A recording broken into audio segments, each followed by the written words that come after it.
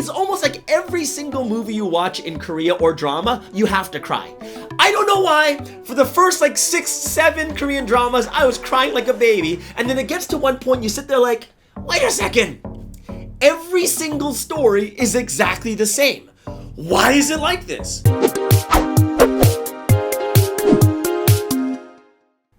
Korean dramas misjudging people. What do they have to do with each other? But before we get into this, thank you so much for joining us here on Espresso with Sky. My name is Sky, and if you're here for the first time, hit that subscribe, smash that notification bell, and if you really want to help us with the algorithm, yes, the algorithm, please like and comment below. Now, if you don't know what to comment about, just write your favorite drink. Mine's a latte. What is yours? Just write that down and that will also help us too. Alright, so let's get to today's topic of misjudging in Korean dramas. Now, misjudging is something we have done all of our lives. We do it all the time. Guys, if you saw a picture of like this beautiful 20-year-old, amazing body, just in a bikini, holding hands with some really old man with a gold chain around his neck, what's the first thought you have in your head? It's gonna be gold digger or maybe sugar daddy. And you're gonna be like, oh my gosh, it's this type of girl or that type of guy. Now, what would happen is if you went out for dinner with him and you found out that was his daughter. How would you feel? Right? All the thoughts you went through for those 1 or 2 hours during the meal, and then finally it comes out, oh, this is my daughter. How would you feel? Misjudging, misthinking, treating them wrong inside your mind. You just wasted so much of your energy thinking badly about this person. I'm going to teach you 2 tips today to help you to get over this misjudging, and of course, one of them has to do with Korean dramas. But first, I'm going to give you this first tip, and this is really, really important, and both of these tips have to do with knowledge, okay? Both of them have to do with knowledge. The first one is realizing you don't have enough knowledge. And this is something you have to really realize in your head. Every single time we misjudge a situation, a circumstance, a person, a place, or whatever it is, why? It's because we don't have enough information. Now, the moment we think we have enough information is the moment we misjudge people. I'm telling you this, guys, is when you don't know, you have to realize you don't know. I don't know. When you realize you don't know, you don't make hasty judgments. Why? People don't know and realize they don't. What do they say? They don't judge, they say, I don't have enough information. Yeah, I'm not really sure. And guess what, guys? Not being sure and saying I don't know is okay. It's okay, especially for you guys out there. We have maybe one time in our life we were like that, or we always know someone like that, is sometimes people feel like insecure when they say, I don't know and I'm not sure. But we have to realize, not just for ourselves, but for other people, we have to realize we really don't know. And when you finally have that first realization is, okay, I don't know, then you are actually more comfortable with yourself. And even when you make decisions, what happens if you think you know everything? Then you defend that decision like you're like, no one will come against my decision. This is Sparta!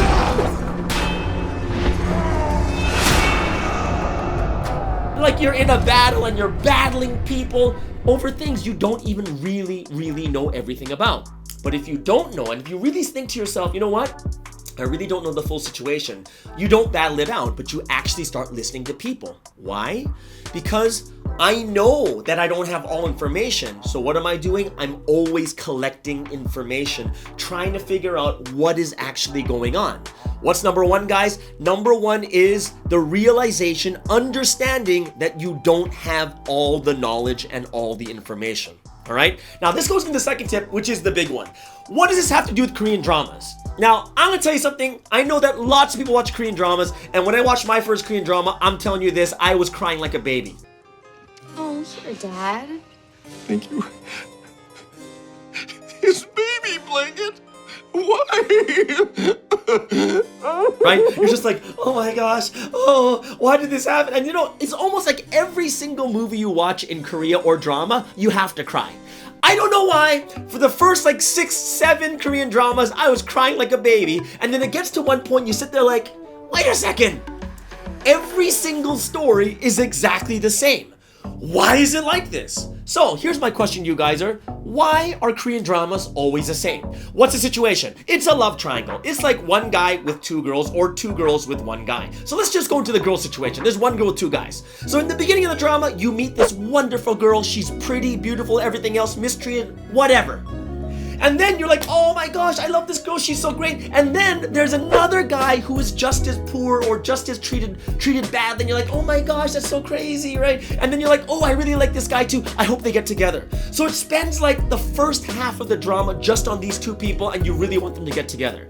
And then of course there's a third guy that comes to the picture, and you're like, who's that? Why is there another guy in here? They're gonna break up this great relationship. And you're like, boo, I hate you, I hate you. But then in the second half of the drama, it's all about that rich guy or that guy who has lots of things, and you find out they're just as good a person. And you're like, wait a second, I like both guys. Oh no, which one is she gonna choose? And then at the very end of the drama, what happens? She has to choose one, and she chooses one, and what happens? You're kinda happy because she chose that, oh yeah, they're really good for each other, oh, they're meant for each other. But then on the flip side, you see the other guy go off by himself and he's unhappy, and you're like, oh my gosh, and you can never be fully happy. Why is every Korean movie like this? Why? Because of knowledge. And you're like, what? Because of knowledge? Yeah, you need to know the history of that country to know why they always make these types of movies. So, what the heck is in their history that makes Korean dramas always the same and have love triangles? Think about it, guys. Korea, I'm Korean. When I know Korean history, it used to be one country. All of a sudden there's a big battle with Russia and America, and then what they do, they cut a line smack in the middle, and then they say, yay, the South won and the North lost. Now, that's from the outside perspective. Think about the inside perspective. Imagine you are the same country, and then they cut it in half and you have to choose a side. And you know what actually happened? Even when they cut the line, they actually cut families in half. Families, some of them were caught on this side, some of them were caught in the north, and they were never able to meet each other again. They're the same people. So my question to you is, who wins? Choose a side. So you choose the South and you say, we won. But then that's still our family over there. So you're gonna say that your family's terrible? If you look at the history of Korea, it's a love triangle. Right? There were these two girls, and they, in the same family, you split them in half, and now you're saying one is great and one is not. But they're the same family. They love each other, right? There's always the rich person, that's South Korea, that has, more like American help and capitalism. And on the other side is communism, is that poor girl. She's being always put down and everything else. You're like, what? Who do I choose? And you like both of them. Why? It's the same family. And Koreans, this story resonates to Koreans. They like those stories and they cry because that's the type of history they have. Let me give you another example, which is so easy. America. Whenever you see American movies, what's it about? Guys, it's always the same story every single time. It's like, no, the world is gonna end. And guess what? For some reason, there's always a meteor. There's always a war happening in New York or LA. It's one of those two cities, right? And then what happens is, there's these Americans that come in and they save the entire world.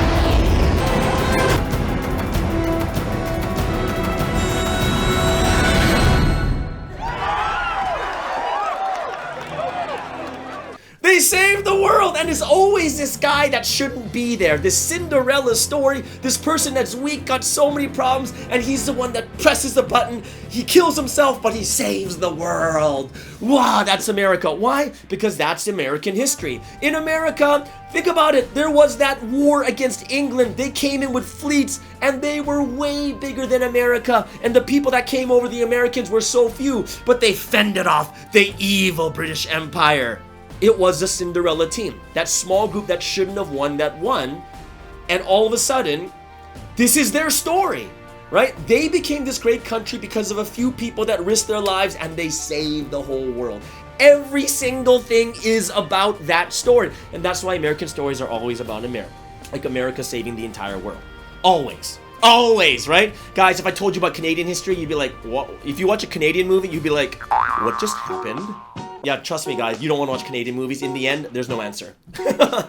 We're always the people in the middle. But either way, what am I saying? Why do we have to look at Korean dramas and misjudging people, and what do they have to do with each other? It has to do with understanding, right? Knowing, the knowledge of that country. Why is your country like the way it is? Why are the people like that?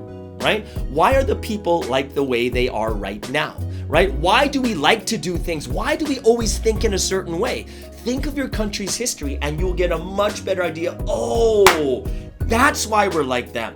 This is why you can understand the Korean stories and the dramas and the love triangles by understanding the history. But in the same way too, this last thing I'll tell you is you can understand people in the same way. One time I was in Africa, we had Bible studies. Someone brought over this just amazingly pretty girl, a student.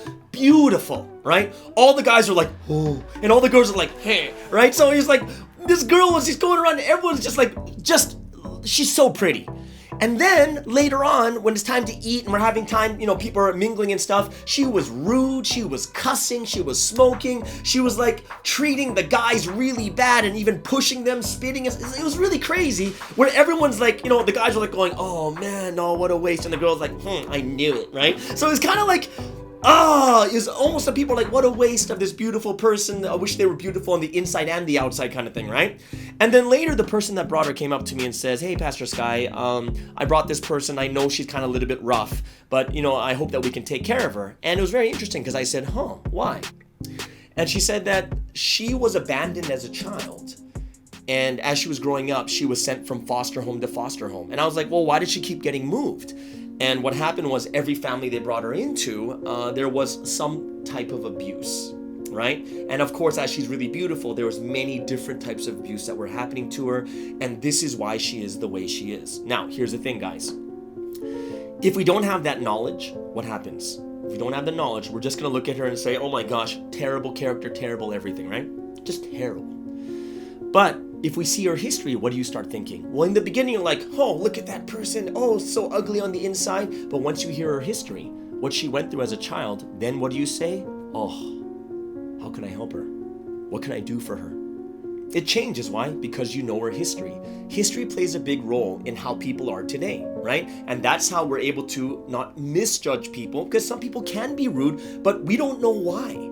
And this is why those two things matter to us, guys. When we're judging people, two things is, number one is realize you don't have all the information. What does that mean? It means that your mind must be open enough to receive that information and not just judge right away. Second thing is we got to know their history. History tells us why we are the way we are today, whether it's an individual, whether it's a family, a nation, or the entire world.